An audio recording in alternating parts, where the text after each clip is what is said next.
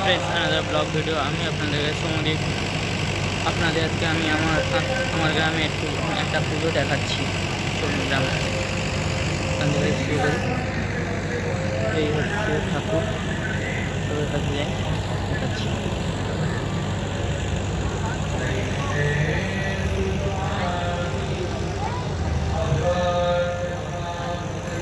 ঠাকুর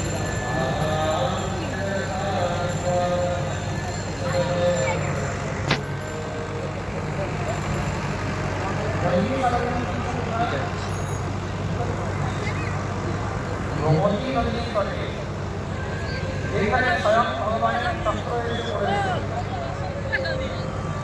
সেই জায়গাটাকে চক্রতীর্থ বলা হয় বা নৈমিষ তীর্থ বলা হয়। হলো চক্র, চক্র মনু আর শত্রুপা তপস্যা করলেন। তো তপস্যার জন্য তখন তারা পরমপিতা ব্রহ্মাকে বললেন, হে পরমপিতা, আমরা এই পৃথিবীর মধ্যে যেটা সব থেকে পবিত্র ভূমি, যেটা সর্বশ্রেষ্ঠ ভূমি, আমরা সেইখানে তপস্যা করতে চাই। কৃপা করে পৃথিবীর মধ্যে সব থেকে পবিত্র ভূমি কোনটা, শ্রেষ্ঠ ভূমি কোনটা, সেটা আমাদেরকে বলুন।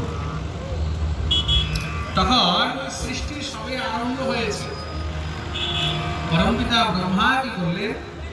ব্রহ্মা তখন একটি দিব্য চক্র এই পৃথিবীর মধ্যে ফেলেছিলেন। মনু, এই চক্র যে জায়গায় গিয়ে পড়বে সেটাই হলো পৃথিবীর শ্রেষ্ঠ ভূমি, সেটাই হলো পৃথিবীর উত্তম ভূমি, শ্রেষ্ঠ স্থান। তোমরা সেখানে গিয়ে তপস্যা করবে। কেন? সেই সময় অন্যান্য কোনো তীর্থ ছিল না। মনে রাখবে, সৃষ্টির আদি তীর্থ হলো নৈমিষারণ্য। আদি তীর্থ কি বলো? হ্যাঁ, নৈমিষারণ্য।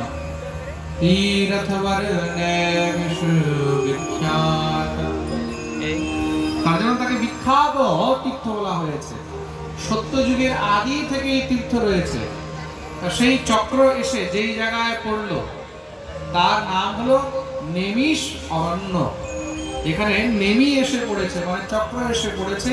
সেই বন, অরণ্য মানে বন, সেই জায়গার নাম হলো নেমিষ অরণ্য। তার জন্য তাকে নৈমিষ অরণ্য বলা হয়। আর চক্র পড়েছে বলে তার জন্য এটাকে চক্র তীর্থ বলা হয়। কি বলা হয়? এটা বলো, চক্র তীর্থ। সেই চক্র তীর্থের মধ্যে নৈমিষারণ্যে মনু শতরূপা গোমতী নদীর তটে বসে তপস্যা করেছিলেন। আর সেই নৈমিষারণ্যে ৮৮,০০০ ঋষি যদি জীবনে সময় পান, যেরকম আমরা কাশী যাই, বৃন্দাবন যাই, হরিদ্বার যাই, গয়া যাই, তদ্রূপ নৈমিষারণ্য তীর্থ অবশ্যই দর্শন করা উচিত। তো বন্ধুর সঙ্গে আজও আপনি যখন নৈমিষারণ্যে যাবেন, তো সেই নৈমিষারণ্য দর্শন করলে এখনো মনে হবে বোধহয় আপনি সত্য যুগের কোন তীর্থে চলে এসেছেন। এখনো নৈমিষারণ্যের মধ্যে সেই সাত্বিকতা রয়েছে। প্রেমসে বলো। সেখানে ৮৮,০০০ ঋষিগণ সৎসঙ্গের জন্য উপস্থিত হয়েছেন। এখন সৎসঙ্গ শোনাবে কে? বক্তা ছাড়া শোনাবে কে? তার জন্য তারা সবাই মিলে কি করলেন? মহর্ষি বেদব্যাসের শিষ্য ছিল, নাম হলো সুতজি মহারাজ। আর বয়স কিন্তু খুব কম। সুতজি মহারাজকে নিয়ে ব্যাসপীঠে বসিয়ে দিয়েছেন, উচ্চ আসনে বসিয়ে দিলেন। আসনে বসিয়ে তারা প্রার্থনা করলেন। কি প্রার্থনা করেছেন? অজ্ঞানধ্বান্তবিধ্বংস কোটি সূর্য সমপ্রভ সুতাখ্যাহি কথা সারম মম কর্ণরসায়নম। হে সুতজি মহারাজ, আমরা সবাই অজ্ঞানরূপী অন্ধকারের মধ্যে ডুবে রয়েছি।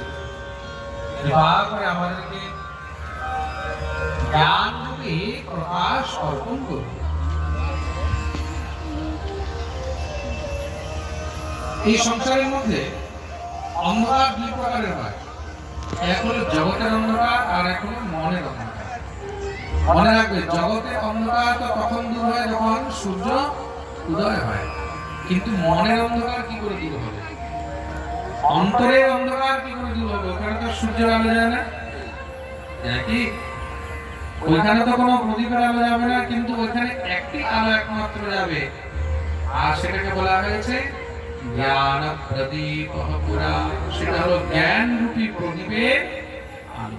যতক্ষণ পর্যন্ত অন্তরে জ্ঞান রূপী প্রদীপের আলো জ্বলবে না, ততক্ষণ পর্যন্ত অন্তরের অন্ধকার, কোন অন্ধকার? অজ্ঞান রূপী অন্ধকার। ভিতরের অন্ধকারটা কেমন?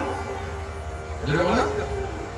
অজ্ঞান রূপী অন্ধকার, ততক্ষণ পর্যন্ত অজ্ঞান রূপী অন্ধকার নষ্ট হবে না। কৃপা করে আমাদেরকে জ্ঞান রূপী প্রকাশ প্রদান করুন, আমাদের অন্তরে জ্ঞানের প্রদীপ জ্বালিয়ে দেন।